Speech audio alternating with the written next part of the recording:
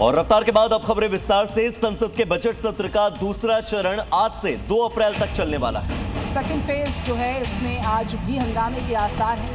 दूसरे चरण में भी हंगामे के पूरे आसार। पश्चिमी एशिया के जो हालात है उस पर हंगामा हो सकता है, इसके भी आसार नजर आ रहे हैं। तो संसद के बजट सत्र का दूसरा चरण शुरू होने जा रहा है और आज संसद में हंगामे के पूरे आसार हैं। लोकसभा स्पीकर को हटाने का जो प्रस्ताव है वो भी विपक्ष पेश कर सकता है।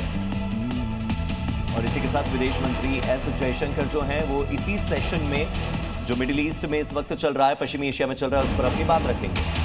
आज संसद में हंगामे के आसार हैं। हम बात करें इस खबर की, लोकसभा स्पीकर को हटाने का प्रस्ताव विपक्ष पेश कर सकता है। तो विपक्ष की ओर से लोकसभा स्पीकर को हटाने का प्रस्ताव आज पेश किया जाएगा और इसी को लेकर व्हिप जारी किया गया है। कांग्रेस की ओर से भी व्हिप जारी हुआ है और बीजेपी की ओर से भी व्हिप जारी हुआ है। सभी सांसदों को सदन में उपस्थित रहने के लिए व्हिप जारी किया गया है। सोचिए कि बजट सत्र के दूसरे चरण की शुरुआत होने जा रही है और वो भी लोकसभा स्पीकर को हटाने वाले प्रस्ताव के साथ ही शुरुआत। 2 अप्रैल तक चलने वाले संसद के बजट सत्र के दूसरे चरण को लेकर कांग्रेस और बीजेपी ने सांसदों को व्हिप जारी कर संसद में मौजूद रहने को कहा है।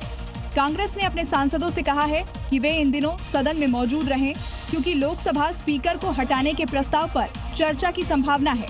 विपक्ष ने स्पीकर ओम बिरला को पद से हटाने के लिए प्रस्ताव का नोटिस दिया है। विपक्ष के 118 सांसदों ने इस प्रस्ताव पर हस्ताक्षर किए हैं। हालांकि टीएमसी के 29 सांसदों ने इस नोटिस पर हस्ताक्षर नहीं किए।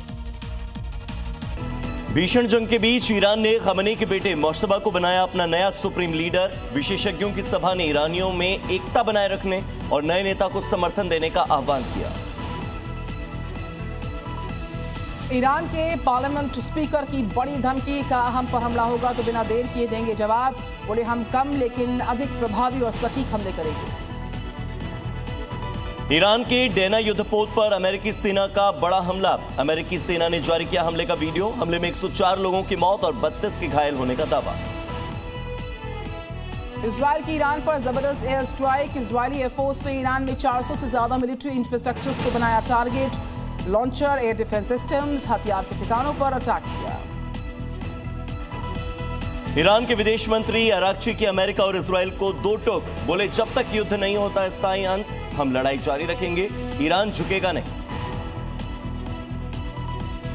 आज से संसद के बजट सत्र के दूसरे फेज का आगाज हो जाएगा। पहले दिन आएगा लोकसभा स्पीकर को हटाने का प्रस्ताव।